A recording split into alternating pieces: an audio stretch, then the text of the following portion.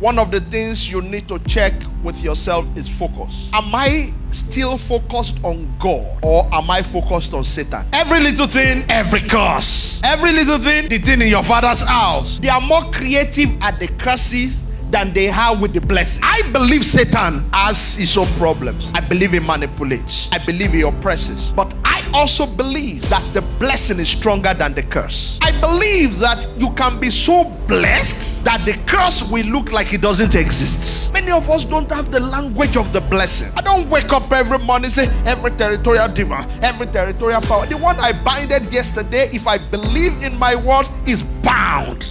Wherever Satan is given attention, his work increase. Sincerely speaking, sometimes in your life, sometimes, not every time. Sometimes the best way to attack him is to ignore him. Satan, I know you are there, but you know what I'm going to do? I ignore you. Focus on God.